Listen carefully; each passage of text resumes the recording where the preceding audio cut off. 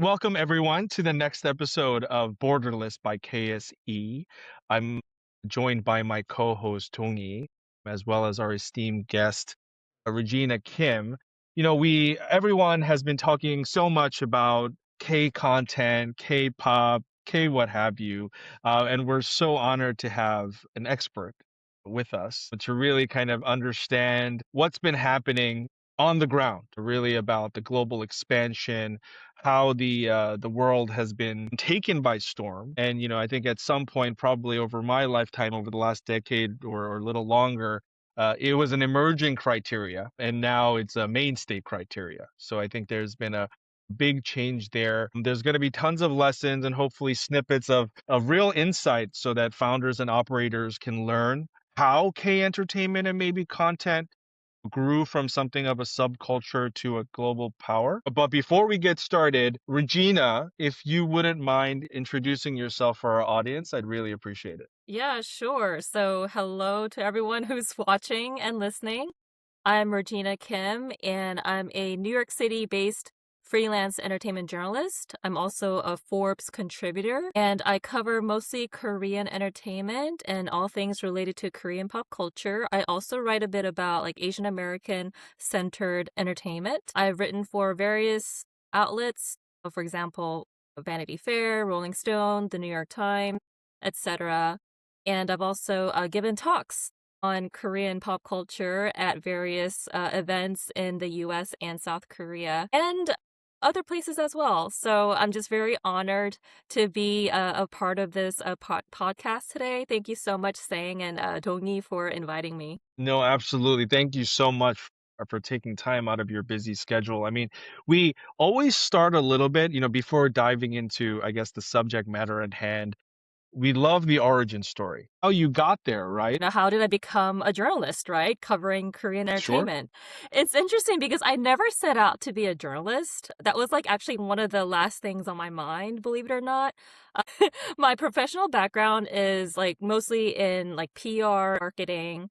But for a very long time, I was passionate about like Korean culture. Just so that everyone knows, I'm Korean American. I was born and raised in Georgia, actually, Mm, and I always had lived in, these spaces where it felt like my parents and I were like the only Asian family. So I would say, like starting around like when I was in high school, I became more invested in learning more about my heritage, my culture. And I mm. remember wishing that like, more people back then knew about South Korea, right? And Korean culture. Like in the early 2000s, like Korean pop culture was already taking off in, many parts of the world, right?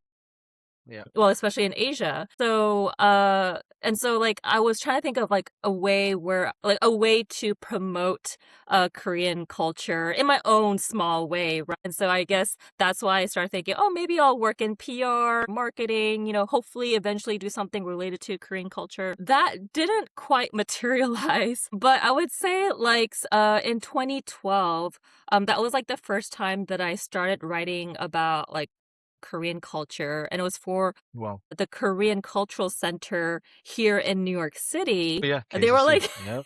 yeah, they were looking for like part-time cultural reporters to Mm. cover some of their events. So yeah, and so I signed on and I kind of did that as a side gig. So that was back in 2012. And then like fast forward to 2016, I wrote a couple of articles for NBC News Asian America. That used to be like Mm. NBC's, Asian American vertical. But, this whole time I was, working in other jobs, right? That were mostly in like, like doing like I would say mostly content related stuff. I would say I started like really working in journalism in 2020, like when the pandemic hit and Okay. all of a sudden like, all of us had more free time. I didn't have to commute into the office anymore. And so Yeah. I was able to, yeah, start thinking about like, okay, well, what do I want to do in my free time? And this is also when I started seeing a lot of articles related to K-pop and Korean culture Mm. in general showing up in various Western media outlets. And I remember thinking at the time, wow, like a lot of the articles that I was coming across were, they were a bit misleading, or they had, inaccurate information. And I remember thinking, wow. And obviously, like none of these articles were, I mean, I would say like the vast majority of these articles were written by people who clearly had no clue about Korean culture, right? Right. They were not of Korean descent, which is fine. You don't have to be of Korean descent, right? But like they clearly did not do their research, is basically what I'm saying. So I remember thinking, wow, if these people can get their articles about Korean culture published in these, like these top tier outlets, why can't I? And, like I am of Korean descent. I know the Yeah. culture to a large extent. So I pitched my very first op-ed about Korean culture to Rolling Stone. Wow. Like this is a reach for me. Like I was expecting them to say no, and my pitch was basically about how basically about how K-pop idol music is not the entirety of Korean popular music, which Uh, I know, to us just seems like duh. It just seems so yeah. obvious, right? Like, like it just seems so obvious that Korean popular music is much more than just, K-pop girl groups and boy bands. But this is my pitch. And Rolling Stone like found it very eye-opening. And they're like, wow, this is amazing. Like they're like, oh, we love this idea. And I was like, oh, okay, thank you. I didn't realize it was so revolutionary. But they apparently thought it was. And so yeah, so they ran my op-ed, and then it just kind of snowballed from there, because from that point on, and this was like, keep in mind, this is 2020. So after Parasite had won a big at the Oscars, this was also like before, like a year before Squid Game, became a huge global success. And so like, I guess like editors like found my Rolling Stone op-ed, like editors at other outlets, I mean, and they just like Yeah, started yeah, reaching yeah. out to me, and they're like, oh, we're looking for, a journalist of Korean descent who knows the culture. We would love for you to write a piece about BTS or, Squid Game or whatever. So yeah, that's basically Right. how it started. Yeah. But I mean, that's definitely a huge inflection point, but you've been I guess looking at the industry or analyzing the industry for a substantial amount of time before that. And so, did it where did you see like the change of potentially some kind of exoticism or skepticism, let's say, change to say let's cover K-pop as like this niche topic, and then it Hmm. becomes like this thing that I would even endeavor to say that even Parasite wasn't like it wasn't super mainstream yet, right? Like it was really pushing it forward into that arena. But now it's like you're like a criminal if you don't know who BTS is, for example, right? Like you're basically a North Korean spy if you don't know who they are. So like, it's quite interesting to see all of that, but you've seen that like on the ground, particularly on the media side. So, where do you think that happened? I mean, are we talking specifically about the US, kind of like mainstream media Yeah, and I would mainstream say audiences globally. here in Yeah, the yeah, US? US. Yeah, Okay, yeah, yeah. US. Well, again, if we're talking about like mainstream audiences and mainstream media, I would say, at least for me, I really felt it in 2021 when like Squid Game Mm, came out, and mm. like yeah, I had editors at various outlets reaching out to me. Have you seen Squid Game? And I'm like, actually, not yet. Yeah. So, like yeah, it was really interesting, and I think for a lot of people that was just very unexpected. And like I remember, even in Korea, like my relatives and like many of my friends in Korea, they were like, why is Squid Game so popular, like in the US, like outside of Korea, but especially in Right, the right. US. So I think for me that's when I saw it kind of like blow up. But then I mean, obviously like before then we still saw some mainstream media coverage of, for example, there was like a Sweet Home and Kingdom, right? Like Kingdom Yeah. came out in 2019. I remember seeing a bit of like mainstream media coverage. Okay. And then like, during this time like BTS was also gaining a lot of traction. So, Right. but yeah, Right. for me at least, like it was, I would say like Squid Game. Yeah, Yeah, yeah, that was like the big changing point because, for like me at for least. us, I guess yeah, I mean, we look back and we go, well, the first time maybe something K became global was Gangnam Style, right? Like that was Mm, when.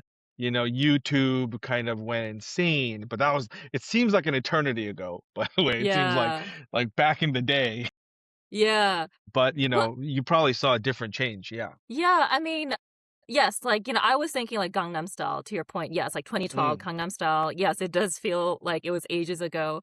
But I think it also depends on what we mean by global because, obviously when we say global, it's not just the US, although I guess for me at least, for those of us who live in the US, it does feel like, if yeah. something becomes big in the Yeah, US, yeah. it's global. But, Right. I'm thinking of like for example, Jewel in the Palace, right? Like Mm, Daejanggeum, which is a very old Mm. K-drama. It came Yeah. out in the early 2000s, right? And, that was I mean, when I talk to, like, industry insiders, like, in Korea, like, a lot of them will tell me, like, that's kind of, like, Korea's first, like, K-drama that became a global hit.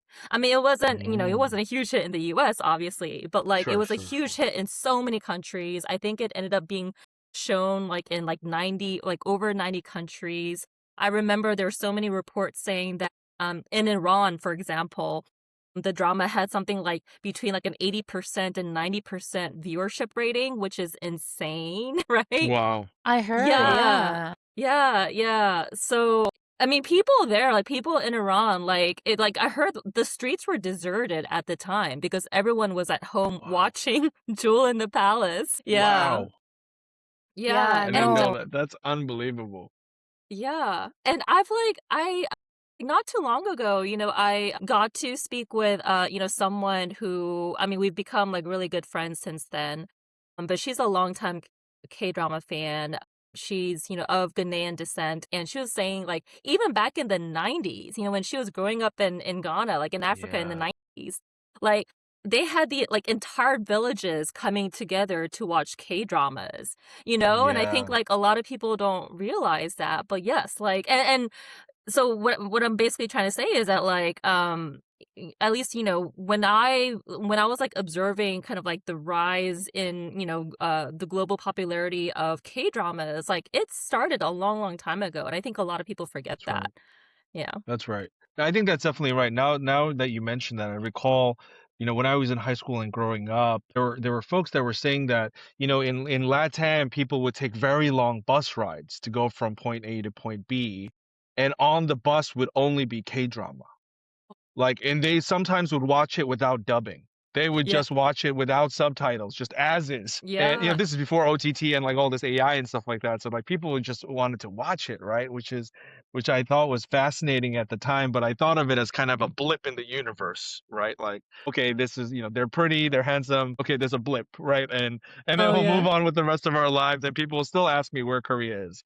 But I think the things have changed so much, but you're right. I think there's been this build up, right? Like I wouldn't say it's like this big curve and a huge inflection point, but we kind of discount all of the build up that was happening there, people's awareness. Like one of the things that I think about, which is interesting for us, like growing up in the States, right?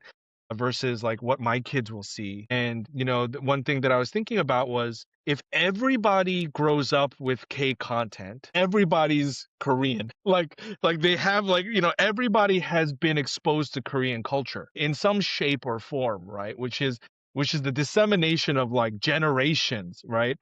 Because so much of that, like in my childhood, affected me, like some de minimis amounts of Korean culture, obviously with my parents, but I didn't consume that much Korean content growing up, like nothing like now, right? I don't have social media. I watch Right. videotapes of like dramas, that you rented, Right. and so Yeah. like you once a week, right? And then otherwise it's Sesame Street.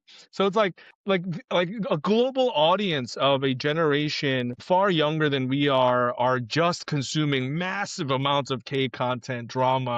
They may know more about Korean subculture than we do at some point because they watch so many dramas and like Yeah. the cultural nuances of all of this. But in terms of that buildup, have you also seen that the actors, the parties, the celebrities, they have also contributed that to that? Because it's not necessarily K content, but one of the things that comes up in sports a lot is like stardom, right? It's Mm. not good enough for them to be really good at the sport. So like Shohei, they say has stardom. He doesn't speak a lick of English, but he has stardom, right? Huh. And folks have said like sometimes Korean baseball players didn't have that stardom. They were very shy.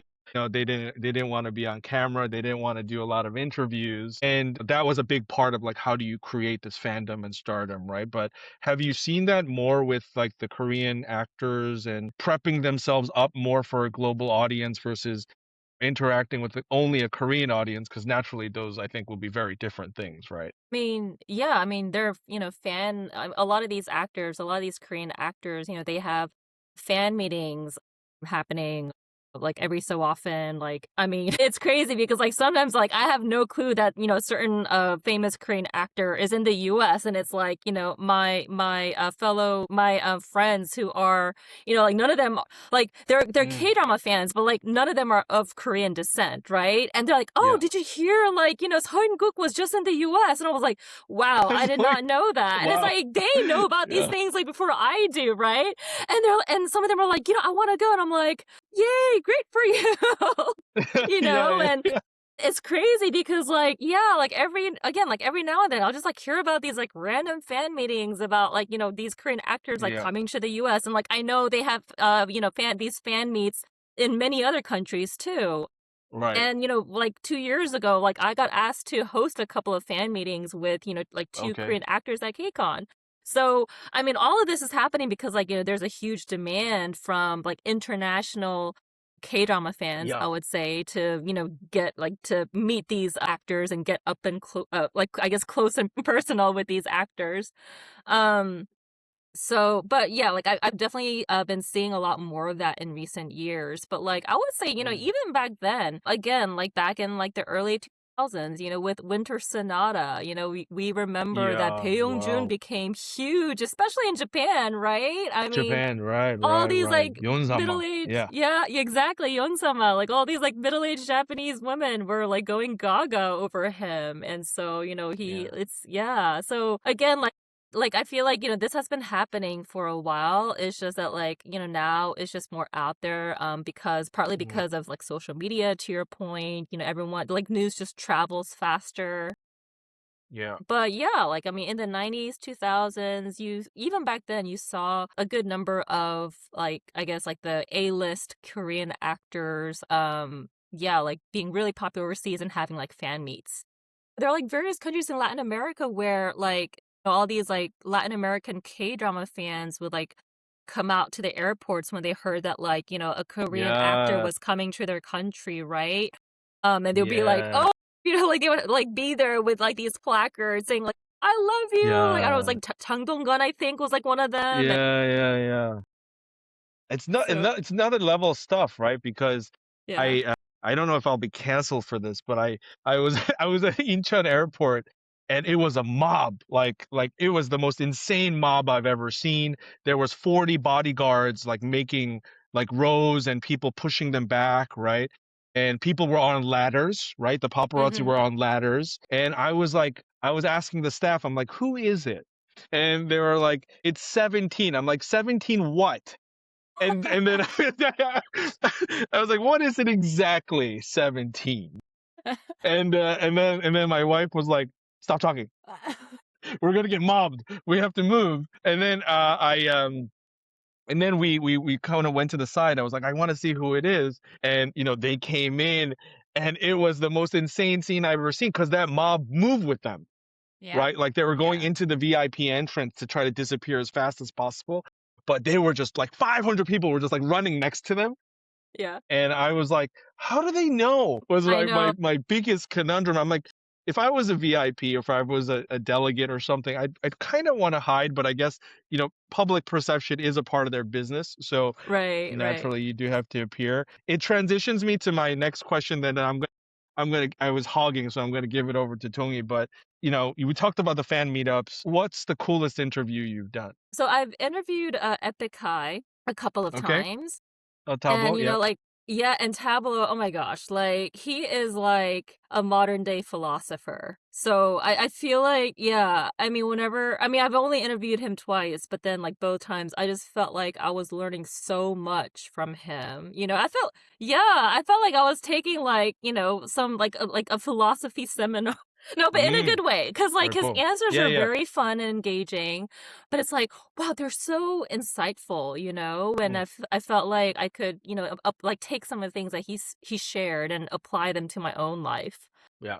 And then I would also say, maybe Lee Byung-hun. Okay. Yeah, because I interviewed him. This was a virtual interview. I interviewed him for Squid Game, and it's it's funny because like I was actually expecting to do the interview in English because you know he speaks English. I've seen him, Yeah, you know, he speaks. speak. Yeah, he's on Yeah, talk yeah. shows. Yeah, yeah. And I was like, great, you know, I can like interview it in English, you know, it'd be so much easier for me, you know. And I asked him, and he was like, oh no no no no, like let's do it in Korean. Like I'm much more comfortable in Korean because like you know I did my introduction in Korean, and so I guess he could tell he knew that I could speak Korean. I You was got caught like, in the trap. Yeah. I know. And I was like, okay, I'll try. But the thing is, like, oh my gosh, like, he is charismatic when he speaks in English, right? But, like, as you guys probably know, when he speaks in Korean, like, it was, wow, honestly, I don't know if I've ever seen a Korean celebrity who's as charismatic as he is. Yeah. Just, Yeah. Yeah. like, Yeah. at least, Yeah. you know, out of all the celebrities that I've interviewed, Sure. I Sure. hope I'm not, like, hurting anyone's feelings. I don't think they would care. Yeah. But Yeah. Yeah. but, Yeah. like, It's like, who's he my was favorite just ex? Like I said, it's like everyone's like, what? Is that me? Yeah. Yeah. Yeah. Yeah. but he was just so funny and so engaging, and I was like, "Yeah, I can see That's why he's awesome. a huge star." Yeah. I mean, I saw a clip of him. He was on a talk show. I forgot which one, but it was like it's just a short reel. And he was asking like, "Did you just get here?" He's like, "Yeah, I just flew in. I just came from the airport." And they're like, "Oh, you didn't go to the hotel?" I was like, "No, no, no, I brushed my teeth in the car. Like I just got here, but it's okay because I'm handsome." And like and like the internet blew up, right? Like Yeah. Yeah. obviously he was kind of kidding. Anyway, so I have been hogging. So Tongi, I know has a lot of questions. Tongi, why don't you take over the floor? Yes. No, I love learning a little bit more about, all of this, your favorite interviews. But I was curious, like just, this randomly, I was just, looking through your website, looking through your previous articles and write-ups. My And very I, outdated website. Oh my goodness. I forgot to mention, I've been meaning to update my website for a very long time. The thing is, like, so I'm like trying to figure out vibe coding, you know, like mm, vibe coding, and apparently like, if you do it correctly, you can revamp your website. So I'm yes. just gonna I'm planning to block out some time to try to do that. Yeah, Awesome, awesome. use Claude and it'll fix everything for you. Yes, Yeah, yes. That's what I heard. Yes, yeah, that's the yeah. plan. I'm literally geeking out every single day over Claude right now. So I could even send you some prompts and we'll have fun with it. Yay. But it's Yes. actually not about the outdated part of your website. Don't worry. It's actually, I got really interested because you had a K indie playlist and you have a trot playlist on your website. I'm like, God. do you listen to this like on a general day to day? Or do you listen to this while you write? Or did something influence you? Like, how did that happen? Like, why do you have a K Did something indie, bad happen to you? Is that what you were asking, Tony? Did something bad happen? K indie and trot? Like that combination too? Where did that come from? So I wanted to ask you about that. Oh my goodness. Wait, I don't remember. Like, does it still say K Indie? Because like it did say K Indie when I first embedded the playlist into my website, but then I later changed the name to be more inclusive because like I had a lot of oldies, like you know, classic oldies Yeah, yeah. in there, and so the thing is, so my reason for embedding those playlists in my website is not necessarily because I listen to a lot of trot, although I do listen to some trot. I do listen to a lot of like K indie songs and kind of like older, I don't know, maybe like classic rock songs, Korean rock songs. But uh again, going back to the whole like trying to inform people that, you know, K-pop idol music is not the entirety of Korean music, right? And so my goal with that was, you know, whoever visits my website will hopefully get to see that, you know, Korean music is so much more than just girl groups and boy bands. That, you know, we have like the Korea has a lot of, you know, like rock songs and like, you know, hip hop and R&B and even trot. So that was really like my goal, like my objective for doing that. Yeah. Right. Yeah, It's no, like more for it was more so for other people than for me. mm-hmm.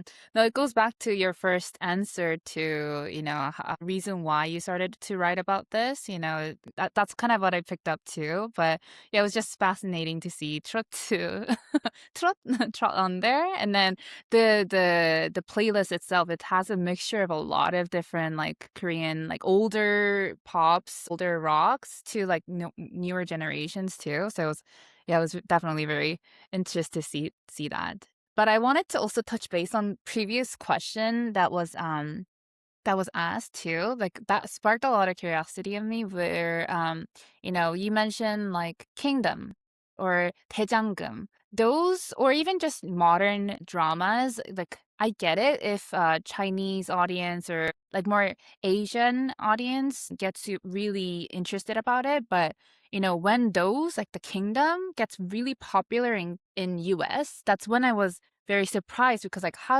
does do the Western audience, do they really get the nuances or, the how do they connect to this? Is it more of an emotional thing that they're connecting to this? Like, are they just amazed at the looks and the cool hats that people are wearing? Like, what are the key things that you noticed on those type of just traditional cultural Korean content becoming popular in a totally different ground, culturally? Well, if we're talking about Kingdom specifically, like I mean, and this is just based on what I heard and like what I've like read. The American audiences who were interested in that drama were interested in it mostly because of the zombies, like the whole zombie thriller factor, right? Yep, yep. But now, like, yeah, like there are a lot of like American K-drama fans who love historical K-dramas, and they do find like the clothing to be, beautiful. And like almost everything about these Korean historical dramas feels kind of new to them. At least, for the ones that have like been watching K-dramas for only a few years. But I mean, you also have a lot of longtime K-drama fans in the US too. Yeah, people who've been watching K-dramas since like the 2000s, the 2010s. I remember like there was even like a Korean government study that was done like back in 2014 that said that like something like 18 million Americans back then had watched a Wow. K-drama, which I mean, it was Wow. like I think it was like an estimate. So I don't know how accurate Wow. it is, but part of me actually does believe that because in the early 2010s, I was working for this streaming website called Drama Fever. You guys have probably heard of Yeah. it. Yep, Yeah, yeah. yeah. Yeah. This was I know like when they such. were like, Yeah. rapidly growing. Yeah. Yeah. And I remember back then, like, yeah, we had like I mean, the vast majority of our audience was not Korean, like not even Asian, and we had like, even back then, like there's so many like white, black, Latina viewers, especially women who were really into K-dramas. And I remember even back then, again, like, late 2000s, I would say 2010s, sometimes I would just randomly run into like other Americans who are into K-dramas. But the thing is, I think back then, like I think a lot of Americans were, how should I put this, like a bit ashamed to admit that they were into K-dramas. So it wasn't something that Mm. they, like revealed publicly. I didn't find out, like, I mean, yeah, for a lot of the people that I, like ran into, like, I didn't find out that they were, K-drama fans until like I started, talking about it, or like one of us like happened to mention it, right? So it wasn't very like out in the open. Like I think back then, K-dramas were still regarded as being like very, very, very niche and just something like that was a bit bizarre, perhaps, like a bizarre Yeah. hobby, right? Yeah. Yeah. Yeah. Yeah. Yeah, but now it's very different. Yeah, definitely, definitely. I think now it's definitely different. My life in this, like living in the States, I also grew up very in a neighborhood like that only five people, like handful of the people are Asian. Mm. And so like it was totally different then. And then when people started to hear about Big Bang and then Mm. it started to like Gangnam Style kicked in. And then, like, the Blackpinks and everybody else just hopped in and made me feel a little bit more proud, Oh.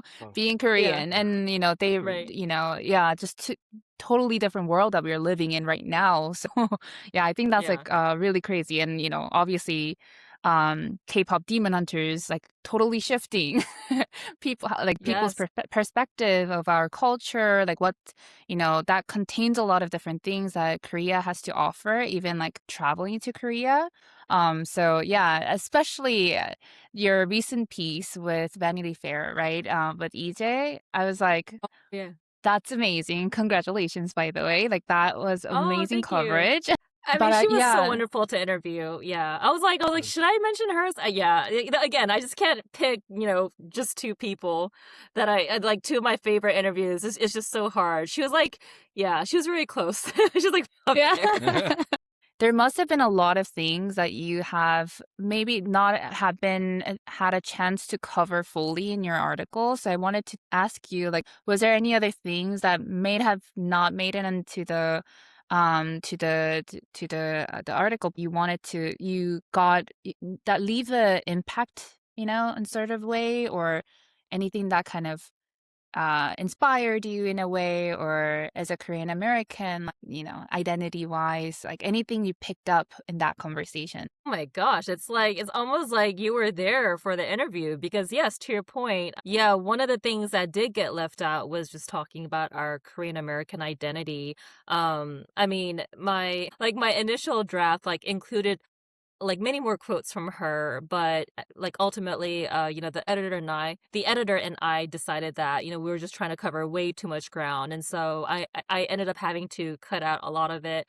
And also there were a lot of like amazing quotes that she gave me that I just knew that I could not include like from the beginning because there's just not enough space. So I'm hoping to write another article later on that will hopefully include most of the other things that she said, but we'll see. But yes, like one of the things that, she did bring up was like the whole like, her being Korean American. Gosh, I guess like one of the things that she said that really stood out to me was cuz I asked her if like working on K-pop Demon Hunters changed her relationship with her like Korean American or her Korean heritage, if the movie made her think about, her like Korean American identity in a different way. And she, basically said that, absolutely it really changed the way that she thought about, her heritage, her identity. Like what she said was so beautiful. Like she basically said that, um, the movie really made her realize that, being Korean American means that she's both Korean and American, not Korean or American. It's not like she has to like pick and choose like, if she's Korean or American. Parts of her, she said that there are parts of her that are more Korean, parts of her Mhm. that are more American. And I thought, yeah, like that's it. Like I think that's how I feel as well because I think, me being of Korean descent and writing about Korean culture, I try to bring in Korean perspectives like whenever I can, right? Because if you look at the journalists who are writing about Korean pop culture, like at least for Western outlets, the vast majority are not of Korean descent, right? Like something like I think like Mm. probably like 99% of journalists who write about Korean pop culture for Western media outlets are not of Korean descent. Which again, like I think it's fine, as long as, like you're doing the research and whatnot. But that's why like, I try to bring in like I try to leverage my knowledge of like Korean culture, right? Just like based on like, what I learned growing up. But at the same time I realized that, I'm not Korean. Mm. I'm technically American. I was born and raised in the US. And so to be quite honest, like there are times when I get imposter syndrome, even now when I Mm. do this work, because I'm like, I'm trying to bring in like a Korean perspective to this. I'm trying Mm. to like look at this through a Korean lens, but am I really the right person to do this? And Mm. I'm it's like sometimes I have this like internal battle going on, like, well, Mm. yes, because like if I don't do it, then who will? Because like there aren't Mhm. I can't really think of any like Korean journalists who regularly write about Korean culture for Western media outlets, right? It's just, I Mhm. mean, it's really just me and like maybe like two or three other Korean American journalists that I know of. There aren't that many of Mhm. us, but at the Right. same time, it's like, well, do I have the right to do this? Mm. But then, like, when I heard her say that, I was like, yes, like, I don't have to think like, oh, I'm too American to, write Mhm. about Korean culture, or like, it's like, I'm Korean and American, and Right. she also talked about like how she felt like she was acting as a bridge, between Korea Mm-hmm. and Yeah. America. And I was like, oh yeah, like I like to think that I'm kind of, acting as a bridge too in my own little way. Yeah, no, definitely, because it's impossible to live in multiple, time. You can't time travel and relive the life in Korea and at the same time live the life in America, you know? Like, I think Right. there's only a very unique perspective that we as a people who have experienced little bits and pieces of both culture and, you know, countries to have provide value and insight to. So I think that's super valuable. I'm glad that this, you are doing it as Regina Kim. Like, you don't have to be a Korean to be able to talk to these people and, tell your story, right? So I think that's a very valid, and that's beautiful to hear about Egypt. I'm so like, yeah, it's just every time that she comes up on any of the interviews, I'm like, oh my gosh, like she must be the nicest person ever. Like how she answers She things, really I'm like, is. yeah. Yeah. She is so genuine. And I will say this, like I would say she's definitely like one of the most genuine people I've ever interviewed. It just Mm. you can just tell, when you're talking with her. And I think that's one of the reasons why like so many people love her, like I feel like whenever I see, one of her interviews, like I don't know, I like something inside me just kind of like wells up. Sometimes I end up crying. Yeah. Actually cried during my Mm. Oh, interview with her. Yeah, like she was like sharing a story about like how like the impact that her song Golden had on some Mm. people, like some patients, for example. And she was like sharing these stories. I was like, oh my gosh, like this is so beautiful. Yeah. Yeah. Anyway. Aw. Yeah, no, if I was in the same room, I would have been like bawling. You would have told me, Donghee, like, get out of this room right now.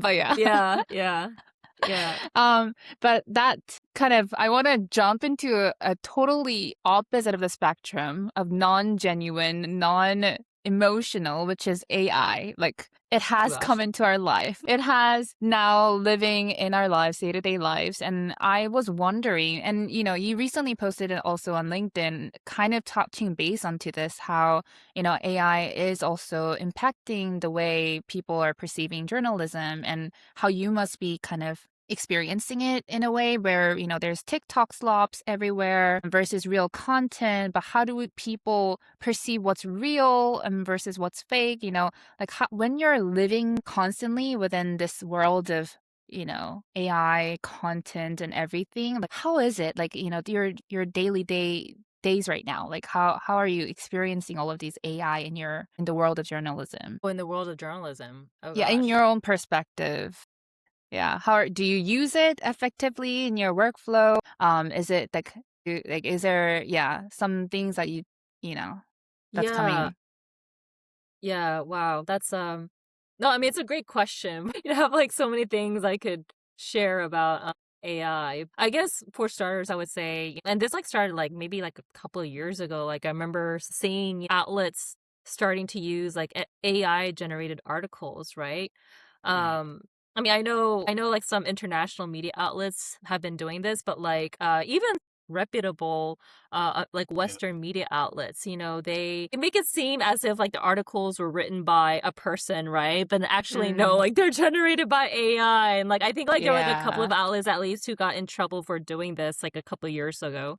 But yeah, it's a bit sad in my opinion, because as a journalist, you know the rise of AI has really been affecting our work. Like I know for a lot of the outlets, right? Like this applies to pretty much like all of the legacy outlets, right? Like across the board, they're experiencing a decline in traffic partly because of AI, right? Because now when people Google something, the first thing they see is the AI overview. And a lot Yeah. of people will just read that and not bother to click any of the links, right? So that's definitely a factor. I know for, yeah, like some of the outlets that I've written, I've been told that like recently, like, the traffic has declined a lot. And so it's just making it harder for a lot of these outlets to accept like freelance pitches, freelance stories, because, they have a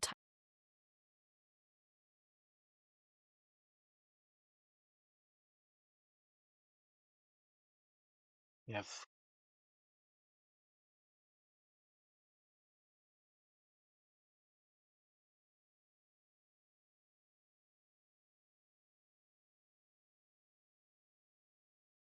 Mm, On Instagram or TikTok, like scroll through all the oh, videos. And a lot of these news outlets, like they have been increasingly leaning into videos, right? Like even the New York right. Times, like, I Yep. mean, they're just constantly uploading, videos. And, and honestly, like, I have to admit, like, I too, like, I get a lot of my news from Instagram, just like from these videos that I see pop up in my Instagram feed from like, New York Times and, Rolling Stone, what have you. So, yeah, all that to say, yes, like AI is definitely making things a lot harder for those of us who, still like to work in written journalism. Hmm. So, yeah. And then I guess, like, your other question about, like, do I use AI in my work?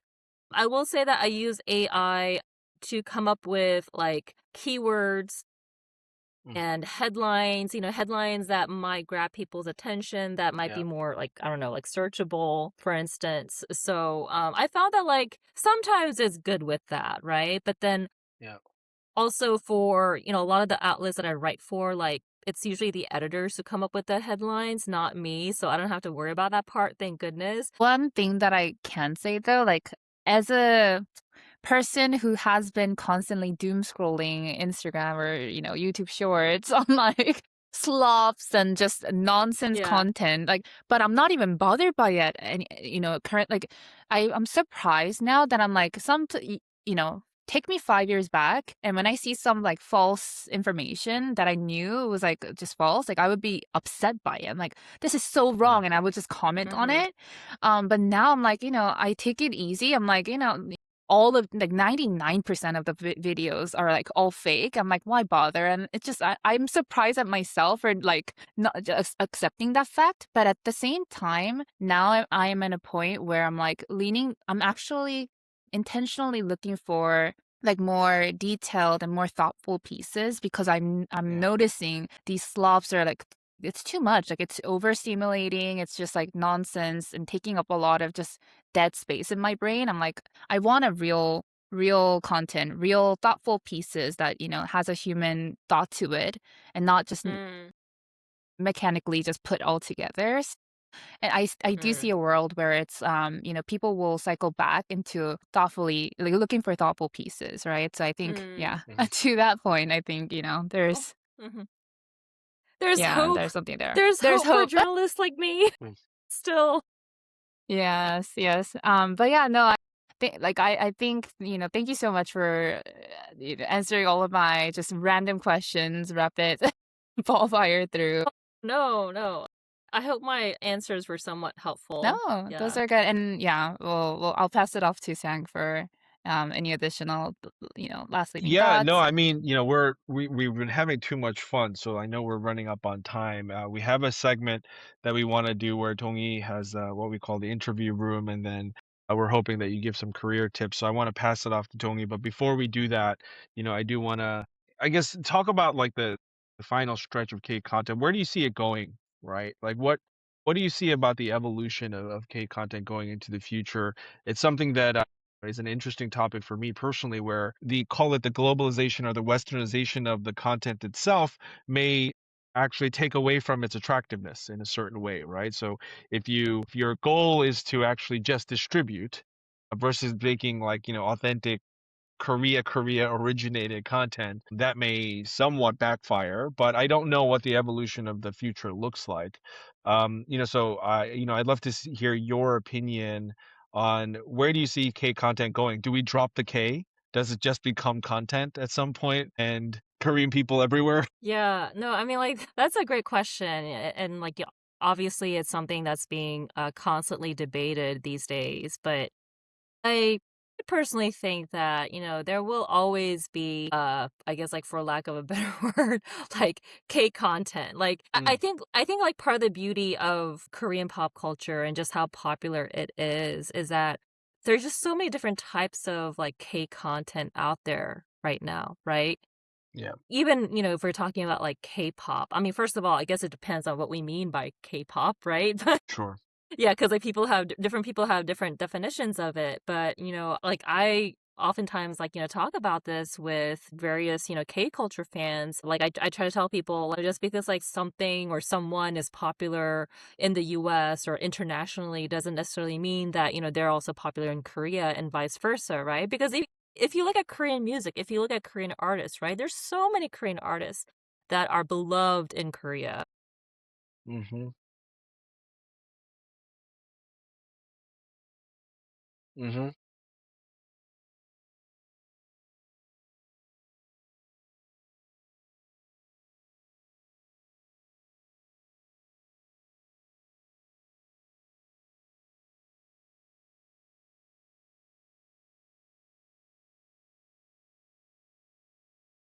Mm-hmm.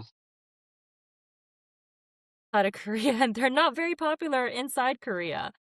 Yeah. So, all that to say, like, I think there's like there's something for everyone, like when it comes to Korean pop culture. Um, and people are talking about groups like, Cat's Eye now. Like, are they really K-pop? And they're not really K-pop because they sing in English and only one of their members is Mm. Korean. And yes, I mean, like, I guess you could say that the definition is expanding, but I think we're just seeing like many different, like a diversification, right, of Yeah. different types of content, like K content and a K inspired content, if that Yeah. makes Yeah. sense. Yeah.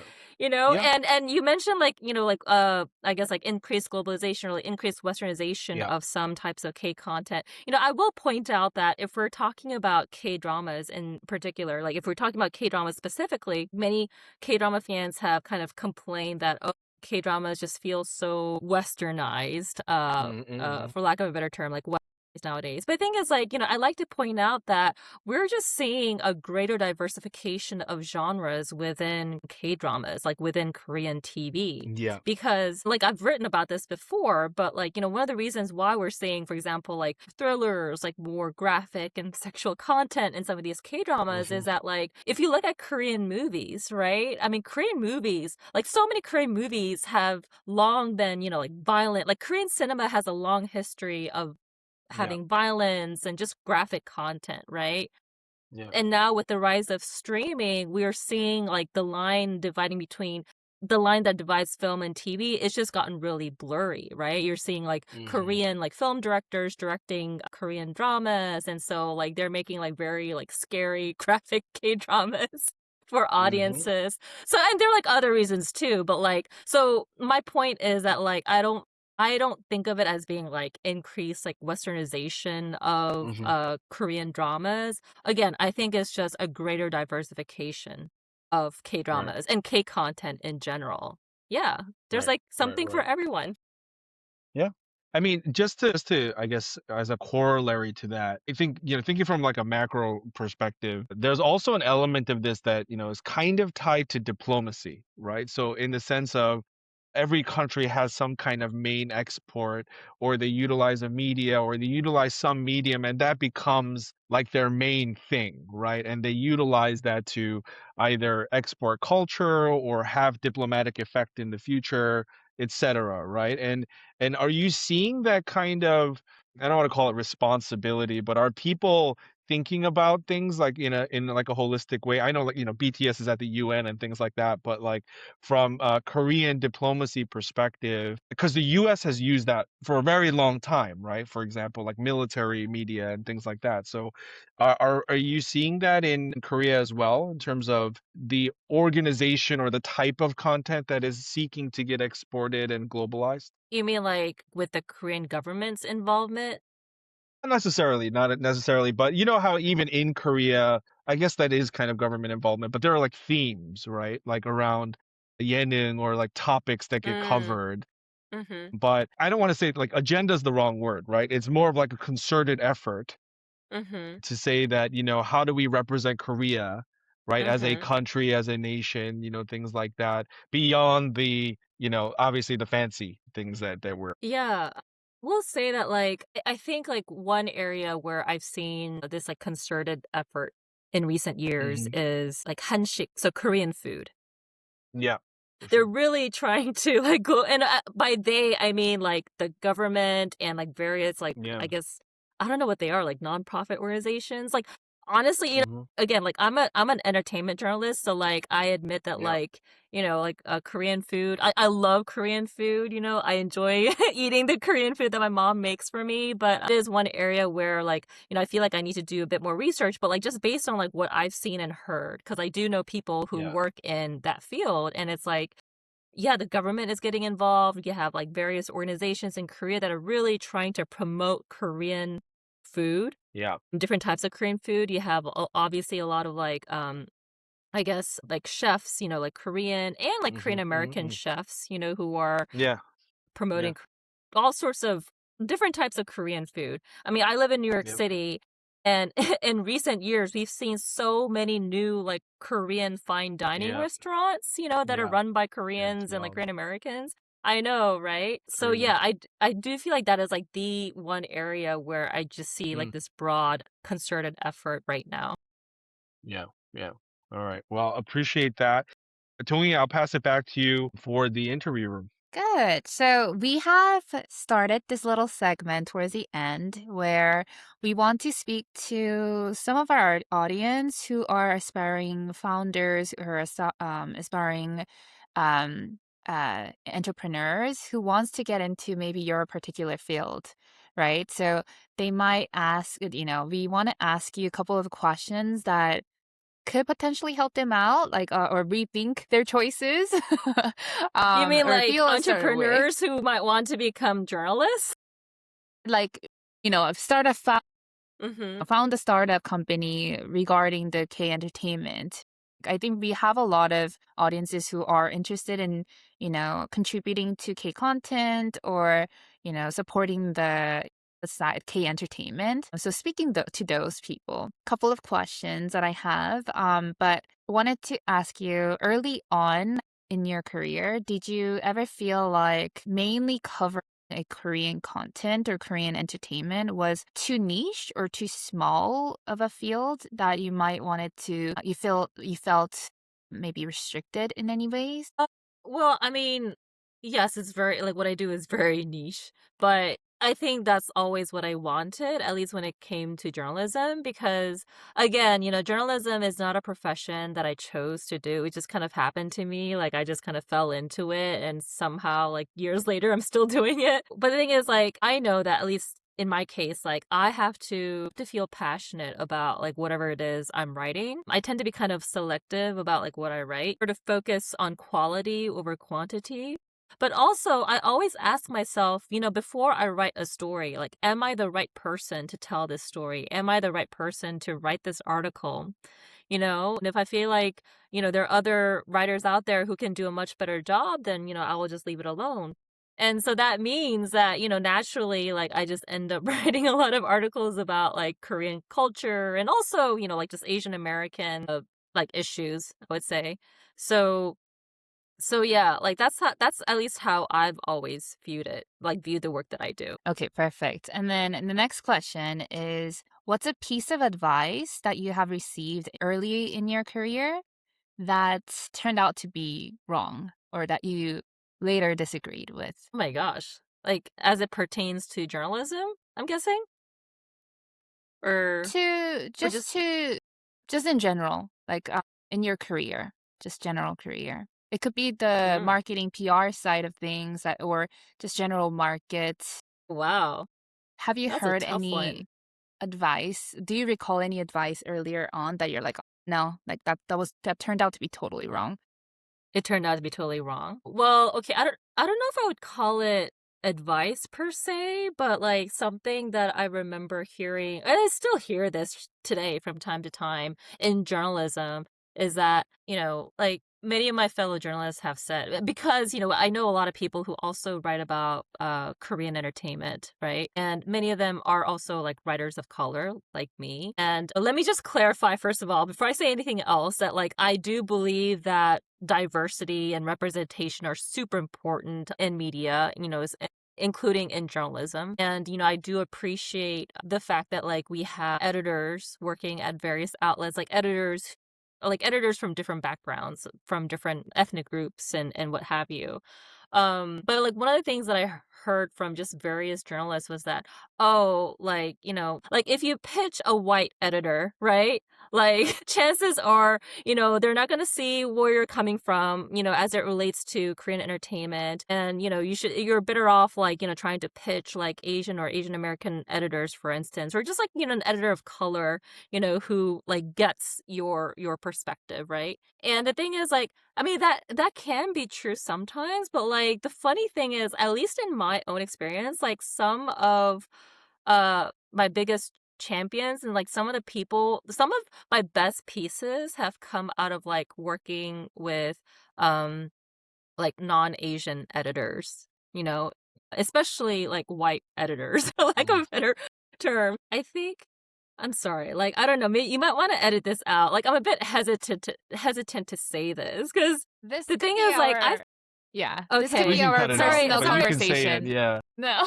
Okay. Or if I think of a better answer to your question that can be publicly shared, I'll let you know later. But like, honestly, in my experience, like I've had moments where like I pitched like an Asian or Asian American editor, and they like rejected my pitch, and turns out like they ended up like writing a piece, about that same topic or like interviewing. It's like so I was like, okay, Gosh, I guess yeah. they thought like, oh, well, I could probably, write this article. Like, why does it have to be Regina? Whereas, like, when I pitch, Very someone interesting.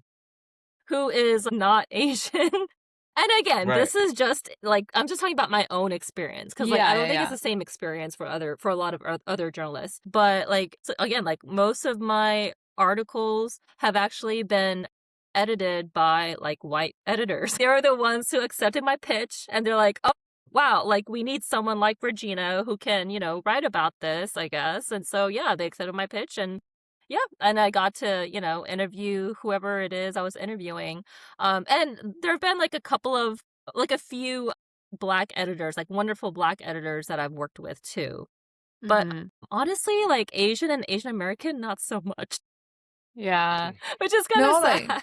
yeah, I it feel is like there needs sad, to be more but there needs to be more solidarity. I mean, for my part, like I try to you know, like share my insights with like other like aspiring like Asian and Asian American journalists. Like I try to be, I try to be real with them. It's like, guys, like I think you should reconsider your career Reconsider your choice, career. Yeah, think carefully before, deciding whether or not you want to go into journalism. But, if they're really interested, like I try to help them where I can. But yeah, for some reason I don't know. Like, I just haven't had as much luck working with like Asian and Asian American journalists. But I know that yeah. must be a shocking answer. No, actually not quite because Yeah, I'm not that shocked. yeah, Really? It's so as a I'm not sad that for shocked. me. it Yeah, is very sad. I mean, I'm as a Korean American founder working in tech and culture and like working with like bigger companies in Korea.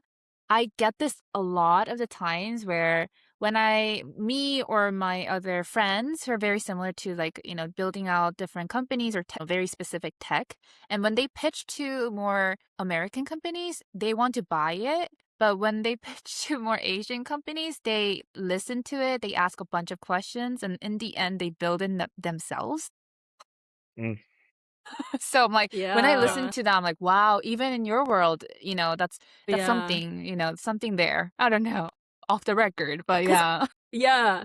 Cause like, oh my gosh, it's crazy. Oh my yeah. gosh. Like why are I mean, it Asians like happens. I that? think it happens a lot. I mean, I can't diversify it out to like all Asian subcultures, Mm, but in Korea, there is a natural affinity to never pay for advice. mm, And what I mean by that is if someone else is doing it, you're effectively paying for advice if you acquire that, which means you should do it yourself, which is why the conglomerates have become what they are, right? So if you actually look at how they've been built up, they do everything, right? Mhm. And then right. once I was talking to somebody recently, it's like Samsung is Samsung. And then what they'll do is they make a company that does supply chain for Samsung. Hmm. So they will not outsource that activity. and then they'll go out Right. and get other clients and sub-diversify and things like that. So Right. it's you know, it's something that we've been trying to detract away from with KSE and the organization, which is Mm, rising tides, right? And it doesn't have to be so hyper competitive, but Korean American culture just naturally, you know, tends to drift that way, even though the outcome is not as good, right? Like if you mm, rely on Regina to write you a piece, like it's always going to be better than you trying to write a piece. But because of the way like the mm. education system or the business system has worked, you're always penalized for that. Yeah. And so that I think is important. It's changing, I think, but Mhm. it's like the joke that we have, right? If you have a restaurant that does well in Korea, they're going to open a restaurant right next to you that does Yeah. exactly the same thing. And it's like, if you think about it, it's not wrong, right? Like from a business perspective, it's like a lot of people eat jjajangmyeon here. Okay, so then I should sell jjajangmyeon here. It's like, all right, but maybe you should sell jjampong, right? And like do the Baskin Robbins thing, and you know everybody makes more money, kind of. But I think it's like this one Is that step why you see, like, analysis. so many coffee shops across Korea, especially in Actually, Seoul? Korea has one of the highest consumptions of coffee on the planet. Yeah, that's And true. they actually do very well. Starbucks has number one revenue South Korea as a Hmm. country. Oh, wow, I didn't know that. And Wow, so yeah, okay. it's one of the highest density places, mainly because of swag. Wait, because of what? So swag, like Starbucks swag, right? Like people want the Really? Oh my stuff. god. Yeah, and in order to get the stuff, you have to be tiered. And so you Yeah. consume massive amounts to get to that tier, and Oh then my they give you like a gosh. lunchbox, right? Oh my gosh. Yeah, I and didn't the And realize so it was it's still culture. like very, very that. Yeah. interesting. It's a very different culture of sit down, talk, eat, you know. Mm. So it I does remember, very like, many well, but years ago, like, there was, like, a whole trend, like, this was, like, back in 2007 when I was living in Seoul, and I remember, like, there's this whole trend of, like, like, the 된장yo, that they would, like, yeah, carry around, like, empty, like, coffee cups, right, from Starbucks, yeah, just to, like, show everyone that they could afford a yeah, Starbucks cup of coffee, I guess?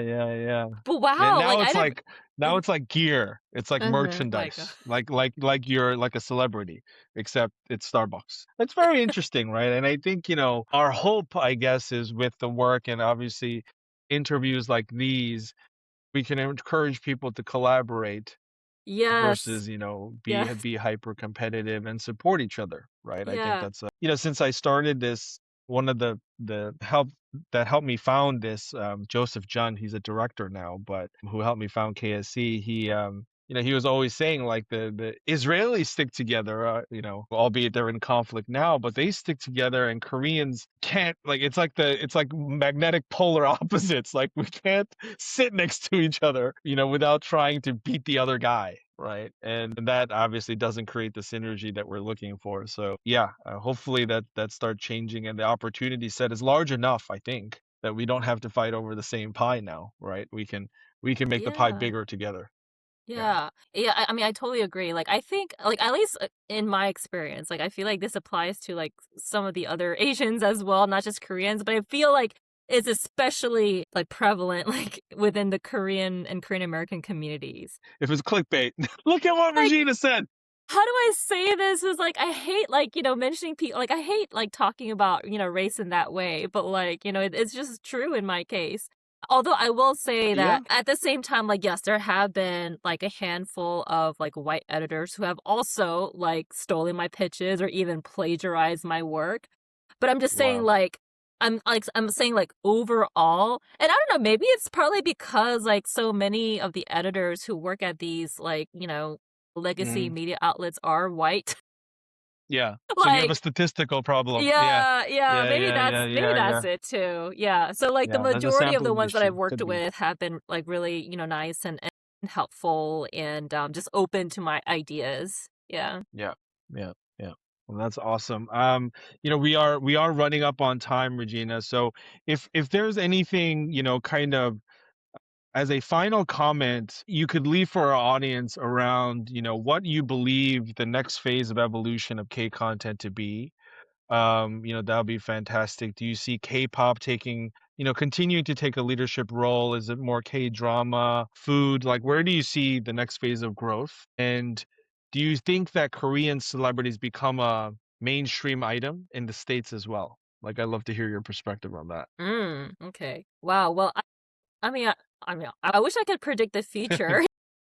Like, I wish I could say like, oh yes, it's gonna be like K-pop. But I Yeah. feel like right now there's so many people, across the world, like including in the U.S., who are just so interested in various aspects of Korean culture. Right? It's not just K-dramas. It's not just K-pop. Like a lot of them, whether they start learning about Korean culture through K-pop or K-dramas or something else, like usually, it like spreads to other areas within Korean culture, right? And I think that's actually one of the reasons why Korean culture has gotten so big is that like all these different I guess like all these different elements of Korean culture are somehow interconnected. Like, you have a lot of Hmm. K-pop idols who appear in K-dramas, and so like people will they'll watch a K-drama because they love that K-pop idol. They're like, "Oh, K-dramas are wonderful," right? And like in the K-drama, like they start seeing like K-beauty products being advertised, and so they start trying out different K-beauty products. It's all interconnected. So for that reason, I think for me, it's just hard to say like whether it's going to be like K-pop or K-dramas. It's probably going to like fluctuate. Like I remember back in I want to say like the 2000s and like the 2000s up until maybe like the early 20s, like I was thinking that K-dramas, because like back then, K-dramas were really what were like they were kind of like spearheading the Korean wave right back then, especially in the 2000s, like in various countries outside of the US, I should say. For a while it was like, K-dramas that were kind of like leading the Korean wave, and now like it's more K-pop. But I think it's gonna be like all of them, to be quite honest. But I will say though, like I think it will be interesting. I mean, at least for me, it's interesting to see whether, K-pop will kind of sustain its popularity, because I know for me, like personally, yeah, honestly, like I'm a bit tired of K-pop idol music, because I don't know, like Mm. maybe it's because I've been listening to it for so many years, like ever since like Pinkle came out and Wow. and Wow. God, right? Like yeah, You're like old dating school. yourself. Yeah. Yes, I yes, got like Yeah. first generation groups, right? Yeah. No, but like they're still like some of my favorite K-pop groups ever. Yeah. Yeah. Yeah. Those Exactly. are the best times. the I best. know, right? Yeah, and the thing is, like, I think what I want people to know is that, again, K-pop idol music is not the entirety of Korean popular music, and Hmm. I've spoken to a lot of, Koreans, like Korean Koreans, who also kind of look at K-pop as kind of like, it's kind of like how I guess a lot of Americans view like girl groups and boy bands, right? I mean, although like, I will say that like I'm still a huge Backstreet Boys fan. I will say that, right? And it's great Yeah. to see that they're kind of like having this resurgence now because they keep selling out Yeah. all of their shows at Sphere in Vegas, which is great. But, like, yeah, like many Americans, like they just, like, they kind of stopped listening to all these girl groups and boy bands, like, once they, reached a certain Yeah. age, right? And I've kind of Yeah. found that to be somewhat true, at least for many Koreans that I personally know, right? And Yeah. yeah, there's just like so many different kinds of like Korean music out there, as you guys know. So I think like my hope is that like, and I'm actually already seeing this too, like K-pop fans are some of them are starting to like branch out and like they're starting to explore like other kinds of Korean music, which I think is great. Here. Thank you, Regina, journalist extraordinaire for K content, K drama, K everything. Giving us your insights on how you've seen this grow up, right? Go from, I think, call it pre-puberty to where we are now.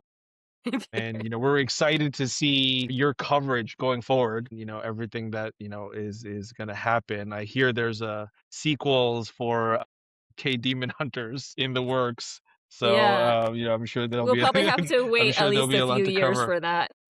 Yeah, exactly. Well, appreciate your time, Regina. Thank you to my co-host Donghee. This was Borderless by KSE. We'll see you next time. Awesome. Thank you so much.